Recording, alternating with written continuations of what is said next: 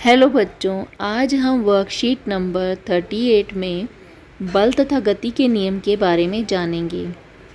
इस वर्कशीट में जिज्ञासा और ज्ञान आपस में बल से संबंधित कुछ बातें कर रहे हैं।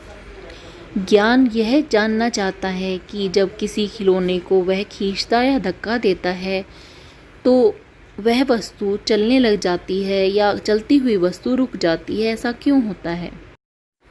जिज्ञासा ज्ञान को समझाती है कि किसी भी वस्तु को चलाने के लिए या चलती हुई वस्तु को रोकने के लिए या फिर उसकी गति की दिशा या आकार बदलने के लिए हमें बल लगाने की आवश्यकता पड़ती है। जैसे चलती हुई गाड़ी को रोकने के लिए ब्रेक लगाया जाता है, तो ब्रेक उसमें रुकने की दिशा के विपरीत एक बल लगाता है। इसी प्रकार आटे को जब हम गूंथते हैं तो उसका आकार बदल जाता है। रबर बैंड को हम खींचते हैं तो उसका आकार बदल जाता है। इसी प्रकार हम प्रतिदिन की जीवन में अलग अलग वस्तुओं पर अलग अलग कार्य करने के लिए बल लगाते हैं। बल लगाए बिना वस्तु में गति नहीं होती। यदि दो व्यक्ति किसी एक भारी मेज या पिंड को विपरीत तरफ से धक्का दें या आपस में विपरीत दिशा में खींचें और बराबर बल लगाएं, तो आप देखेंगे कि वह मेज या वह वस्तु दोनों में से किसी के पास भी नहीं जा पाती। इसका कारण क्या है कि जब वस्तु पर बल लगाया जाता है तो बल दिशा पर निर्भर करता है। यदि एक दिशा दूसरी दिशा के विपरीत बल लगे तो बल का कुल मान 0 हो जाता है और ऐसे बल को हम संतुलित बल कहते हैं। यदि दो व्यक्ति या दो टीम किसी एक वस्तु को दो अलग अलग दिशाओं में खींचें और एक तरफ से लगने वाला बल यदि ज़्यादा हो तो आप देखते हैं कि जिस तरफ से ज़्यादा बल लग रहा है वस्तु उस तरफ खिंच जाती है। ऐसा आपने रस्से के जो खेल में रस्साकसी का खेल होता है उसमें जो विजेता होता है उसमें आपने ऐसा देखा होगा। विजेता टीम वही होती है जो ज़्यादा बल लगाती है। तो ऐसे लगने वाले बल को हम असंतुलित बल कहते हैं। हम यहाँ पर यह कह सकते हैं कि किसी भी वस्तु या पिंड पर लगने वाला असंतुलित बल ही उसे गति प्रदान करता है। आप यहाँ पर उदाहरण में देखेंगे कि जो घर्षण बल वस्तु की गति की दिशा में विपरीत लग रहा था, वह जब तक संतुलित रहता है वस्तु गति नहीं करती है। परंतु जैसे ही आप अधिक बल लगाते हैं और घर्षण बल से अधिक बल लगाने के कारण अपनी तरफ वस्तु को खींच पाते हैं, तो यह तभी संभव हुआ जब आपने उस पर असंतुलित बल लगाया।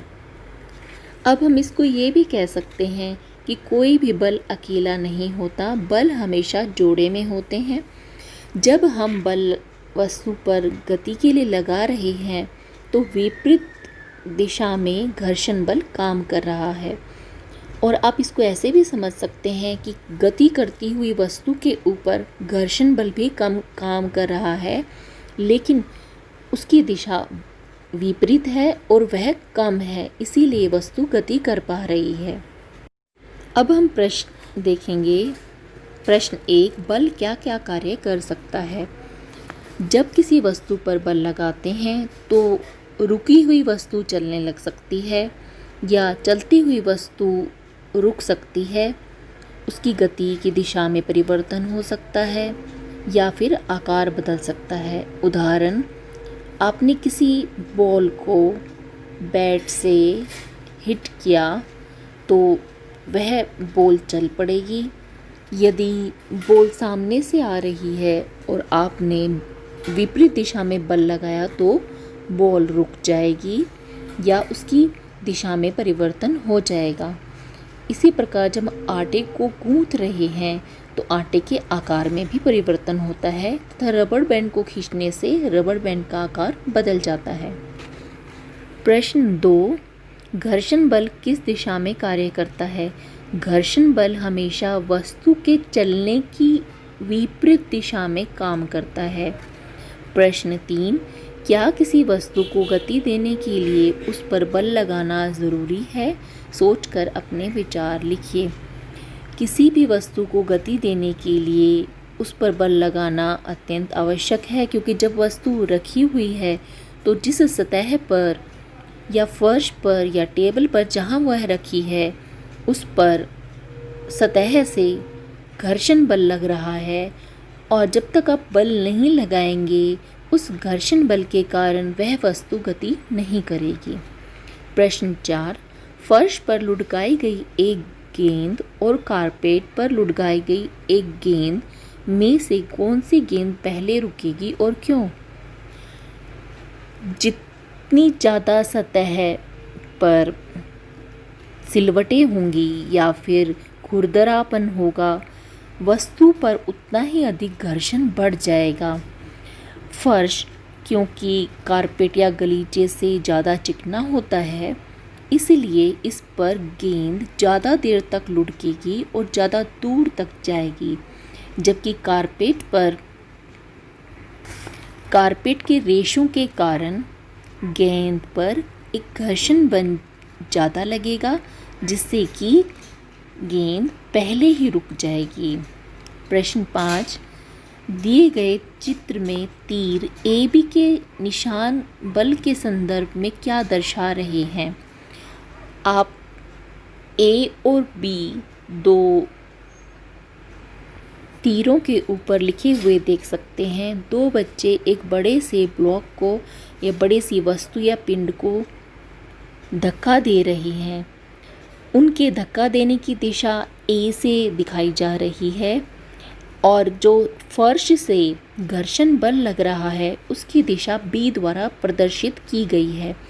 क्योंकि A वाला तीर और B वाला तीर बराबर हैं परंतु विपरीत दिशा में हैं, इसका अर्थ यह है कि दो बल लगाए जा रहे हैं, एक बच्चों द्वारा, दूसरा फर्श द्वारा लगने वाला घर्षण बल, और दोनों ही बल समान हैं। इसलिए पिंड अभी गति की दिशा में नहीं आएगा, क्योंकि यहाँ बल संतुलित हो गए हैं।